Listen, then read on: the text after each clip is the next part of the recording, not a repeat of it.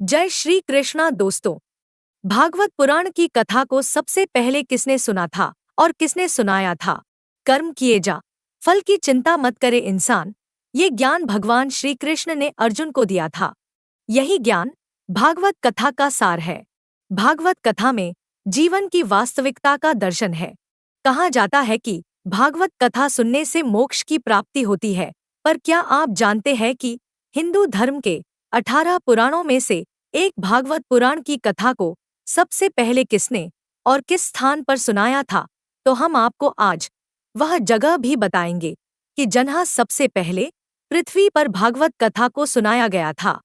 सामाजिक, धार्मिक और लौकिक मर्यादाओं के लिए सबसे महत्वपूर्ण भागवत पुराण को माना गया है। भागवत को ज्ञान और भक्ति, वैराग्य का सबसे महान ग्रंथ माना जाता है। यह भी कहा जाता है कि भागवत पुराण में कलयुग में होने वाली घटनाओं की भी भविष्यवाणी की गई है। काल की गणना तक भागवत में की गई है। सिद्धस्रोत मंदिर के मुख्य पुजारी का कहना है कि इस स्थान का इतिहास अनादि काल से है। महाभारत के केदारखंड में इसका वर्णन है। भगवान शिव के गण नंदी द्वारा यहाँ पर तप किया गया और ब्रह्मा के पुत्र मरीचि ऋषि ने तप किया। उसके बाद संकादित ऋषियों ने ज्ञान, बैरागी और भक्ति को श्रीमद् भागवत कथा का श्रवण कराया। उसके बाद सुखदेव मुनि जी द्वारा यहाँ पर तप किया गया। इसी स्थान से जाकर उनके द्वारा शुक्रताल में महाराजा परीक्षित को कथा सुनाई थी। तब से आज तक यहाँ कोई ना कोई संत तप करता है। यहाँ पर जिनके द्वारा भी तप किया गया वह सभी सिद्ध पुरुष हुए। मंदिर के मुख्य पुजारी का कहना है कि सर्वप्रथम ज्ञान, बैरागी और भक्ति को श्रीमद्भागवत की कथा संकादित ऋषियों द्वारा इसी स्थान पर सुनाई गई थी। उसके बाद सुखदेव जी ने 200 वर्ष बाद शुक्रताल पर महाराजा परीक्षित को सुनाई। बाद में 88,000 ऋषियों को सूत जी महाराज ने नेम सारणी में कथा सुनाई। तब से आज तक श्रीमद् भागवत कथा सुनाई जा रही है। यही वह स्थान है जहाँ पर सबसे पहले कथा सुनाई गई थी और यह भागवत कथा के प्रचार प्रसार का स्थान बन गया। इस स्थान पर भगवान शिव के भक्तों ने तप किया।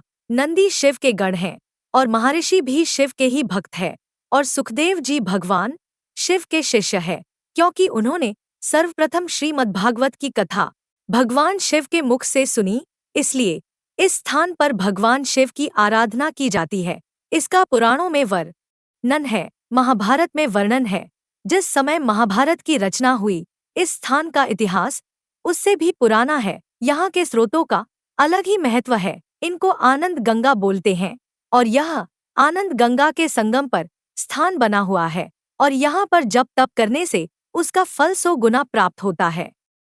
सिद्धस्रोत यानी धरती का स्वर्ग, इस स्थान को धरती का स्वर्ग भी माना जाता है। सिद्धस्रोत हरिद्वार नजीबाद राष्ट्रीय राजमार्ग पर पर्वतों की तलहटी में बसा हुआ है। यह स्थान बेहद ही रमणीक है और इस स्थान पर कई बहुत ही खूबसूरत स्रोत और नदियां बहती है। यहाँ आनंद गंगा नाम की भी एक नदी बहती है जो वास्तव में आनंददायक है। मान्यता है कि इस स्थान पर पूजा करने से सभी मनोकामनाएं पूरी होती है। भक्तों का मानना है कि यहाँ आकर मन को असीम शांति का अनुभव होता है। यह पौराणिक स्थान जितना खूबसूरत है, यहाँ तक पहुँचना उतना ही दुर्गम। मुख्य मार्ग से करीब 3 किलोमीटर अंदर जंगल में बेहद पथरीले और रेतीले रास्ते से होकर मंदिर तक पहुँचना पड़ता है, मगर भक्त तमाम कष्ट उठाकर भी इस सिद्ध स्थान पर आते हैं और मन्नत मांगते हैं। मान्यता है कि यहाँ पर भगवान शिव का रुद्राभिषेक करने से सभी मान्यताएं पूरी होती है। मान्यता है कि भागवत कथा सुनने मात्र से ही मोक्ष की प्राप्ति होती है। यही कथा देवलोक में भगवान शिव ने संत सुखदेव मुनि जी को सुनाई थी, जिसे पृथ्वी लोक पर सबसे पहले संकादित ऋषियों ने ही हरिद्वार में नील पर्वतों की तलहटी में बेहद दुर्गम घने जंगलों के बीच सिद्धस्रोत नामक स्थान पर सुनाई थी। यही वह स्थान है जहाँ पर धरती पर सबसे पहले भागवत कथा का ज्ञान मनुष्यों को प्राप्त हुआ। इस स्थान पर आकर लोग अलग ही अनुभूति प्राप्त करते हैं और जो एक बार इस स्थान के दर्शन करता है उसके मन में बार बार यहाँ आने की प्रेरणा जागती रहती है। इसीलिए इस स्थान का इतना महत्व है।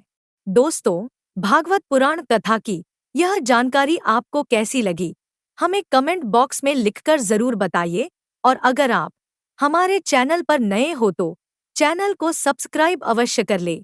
और हमारी वीडियो देखने के लिए आपका दिल से बहुत बहुत धन्यवाद। जय श्री कृष्णा, राधे राधे।